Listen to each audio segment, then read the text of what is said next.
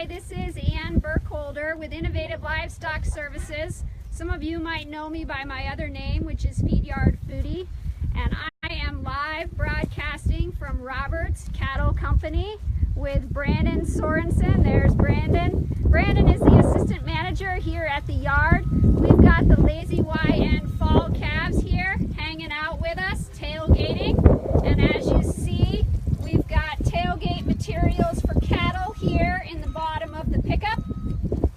We're going to be talking today about how we take care of our cattle despite all of the little nuances that Mother Nature brings our way. So most of you guys are aware, I would think, that we are in the middle of a solar eclipse in Nebraska. We're in the middle of a solar eclipse here in Nebraska. We've got a friend here that really wants to have something to eat. Brandon must be making him very, very hungry. Anyway, we are in the middle of a solar eclipse. The partial eclipse started at 11:31 this morning, and we will have a period of total darkness at 12:56. Brandon and I are not going to stay with you all that long, but we do want to give you a glimpse in the life of a feed yard calf and how we take care of them and how everything goes on a daily basis here at Roberts Cattle Company. So I've told you guys I'm Ann Burkholder. I am originally from West Palm Beach, Florida. I attended Dartmouth College, and I'm going to pop this around. I attended Dartmouth College, and since we're honoring tailgating, I wore my Dartmouth t-shirt. I attended Dartmouth College in Hanover, New Hampshire. I met my favorite farmer there, and we moved back to Nebraska a couple of days after we graduated. I spent 20 years managing a cattle feed yard not very far from here, and today I get to work with awesome folks like Brandon with Innovative Livestock Services as we take care of thousands of cattle. I'm going to let Brandon, introduce himself for us. Hello guys, I'm Brandon Sorensen, originally from Harvard, Nebraska. Grew up there, went to the University of Nebraska, Lincoln, and then in 2011 graduated and moved to Lexington, Nebraska, and have been at Roberts Cattle ever since. And about 3 years ago, married my wife and have her out here too. So it's a good place to be. Brandon is sporting his Husker gear. It's getting close to football season, so this is the time of year that everybody starts being a real proud Husker around here in Cornhusker country. While we're doing introductions, I've got Freckles right here. Those of you that have been following the Lazy YN calves through Innovative Livestock Services and Feed Yard Foodie will know Freckles. Freckles is Megan and Karen's best buddy. They enjoyed taking care of him while he was on grass pastures. So let's take a minute, Brandon, to talk about these cattle, where they came from, and what their life looks like kind of across the cycle, the beef cycle, beef productivity cycle. So these cattle would have been come from Ann Burkholder, yourself, Feed Yard Foodie, and they came to us about 2 weeks ago from their grass at Willow Island, and before that they would have been I guess fall calves from Maxwell, the Lazy YN Ranch. And so like I said, we got them about 2 weeks ago. We're just working them up on rations right now. We'll probably have them on feed. There are about 7 weights coming in. They're just actually getting fed their last round of feed for the day here shortly. But we'll probably feed them for about 150 to 160 days here in the feed yard. And we'll try and just provide for them the best we can. Should be pretty good feeding period time. Should get right out about the end of the year, first part of next year. So we should have pretty good feeding weather for them. And we'll just try and take care of them the best we can. Awesome. Okay, Rita wants to know how old these cattle are. These cattle are fall calves, which means that they were born a year ago. So they're about 12 months of age. And here you can see that Brandon and I are no longer popular, that the calves really want to go to the feed bunk to eat. We've got Roger there in the feed truck. Roger is delivering feed. This would actually be the third set of feed that the cattle receive for the day. So just like you and I, the cattle eat 3 meals a day. The first meal happens right about at 6 o'clock in the morning. The second meal happens an hour or 2 later, and their final afternoon meal happens now. So Brandon is going to head to the feed bunk and grab a little bit of feed out of it so that you guys can see what the cattle are eating. I think it's really awesome that we've got a great feed truck driver here. Roger has been a part of the cattle industry for all of his life. He's from Cozad, Nebraska, which is where I hail from.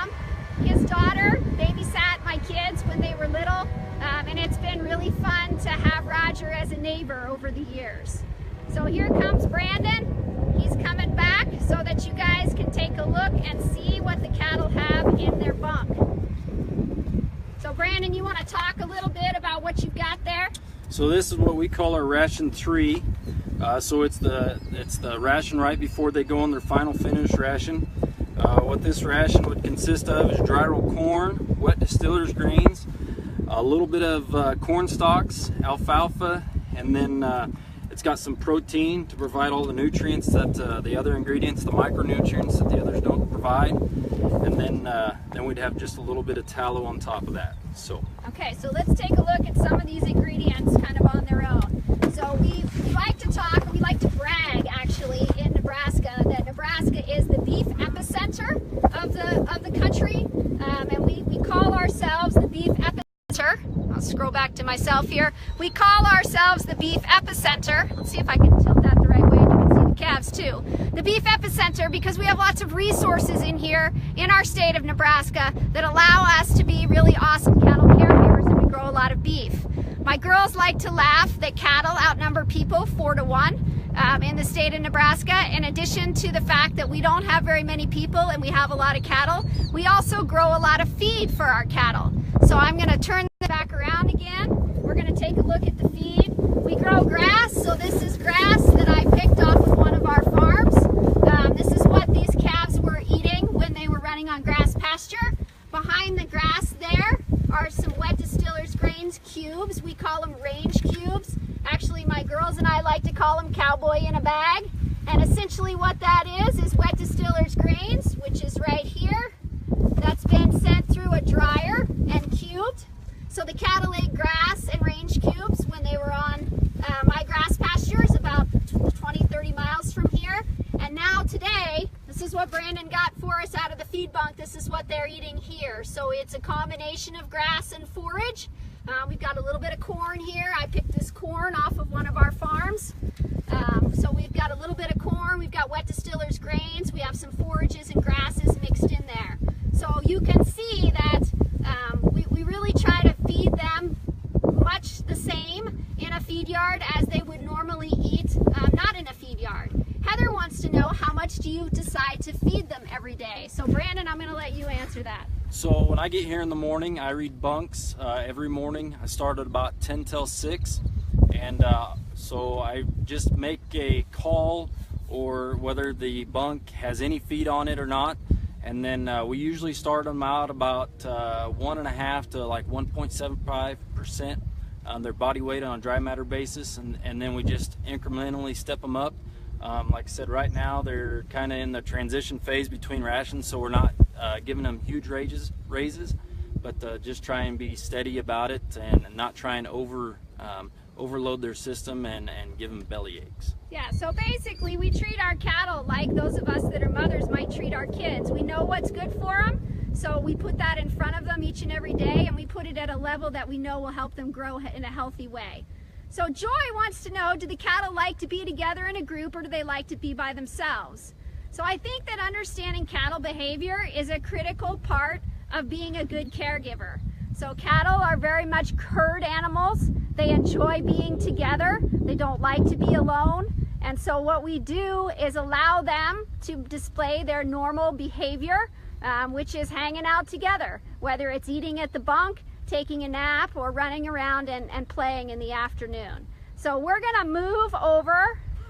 You're gonna have to bear with me here. I'm gonna hop down off the bed of the pickup. Excellent, managed to do that without falling on my face, which is always good. We're gonna head over here to where the calves are. And for just a minute, Brandon, do you have your goggles? Yep. Okay, Brandon and I do have our Eclipse glasses on.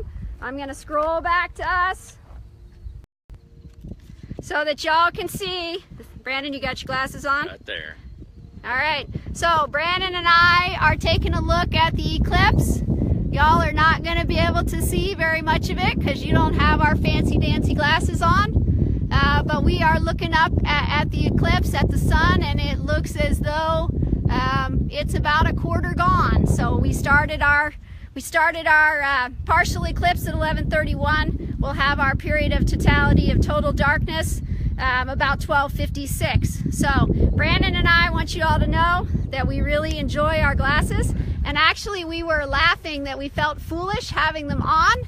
And then we started looking at the sun with them, and you really can't see the eclipse without them. So they're a pretty awesome tool.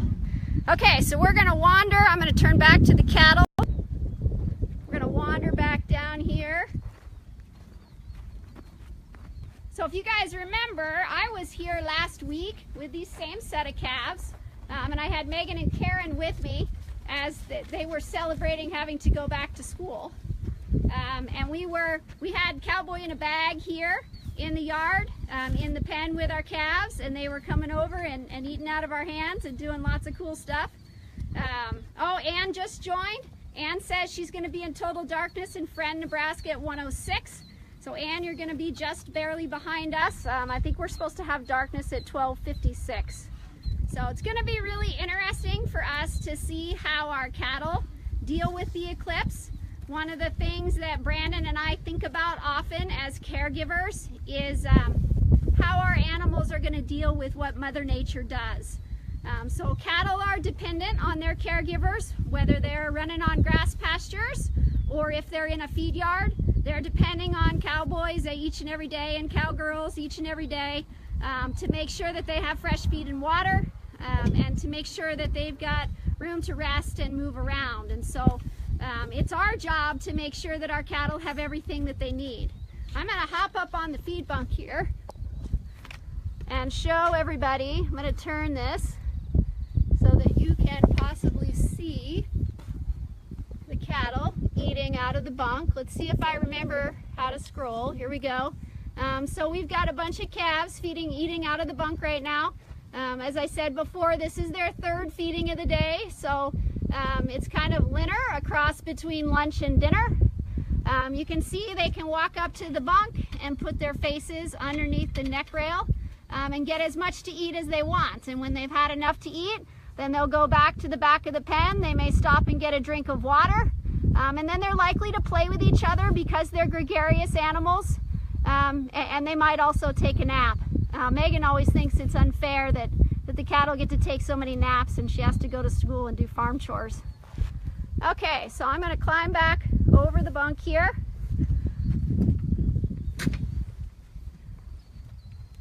And Brandon and I are going to head back to the pickup. Oh, here we go. Let's see, I'll turn back so you guys can look at the cattle instead of us. There they are. So they're going to kind of hang out here and eat for the next 20 or 30 minutes because they're hungry. They want to have lunch. Brandon's probably pretty disappointed with me because I did not bring any lunch for us to eat, but we are making sure that we definitely have lunch for our cattle. Bruce just joined and he wants to know how many days on feed these cattle will have in order to get to what we call a finish weight. As Brandon mentioned before, these cattle came off of my grass pastures about 20-30 miles from here into the feed yard weighing about 700 pounds. It will take about 150 days for the cattle to finish or to complete their weight in order to go to the packing plant. So the cattle will spend about 150 days here. When they leave here, they will travel only a few miles down the road to the Tyson packing plant here in Lexington. So these cattle are very much what we would call locally raised beef. They started on a ranch in Maxwell, Nebraska, only about 40 miles from here. They spent time on the ranch there, about 8 months on the ranch there with their mamas, getting milk and eating grass. And then they came to my grass operation, my grass ranch, and they grazed on our property until the rain stopped and our grass stopped growing and I didn't have any more feed for them.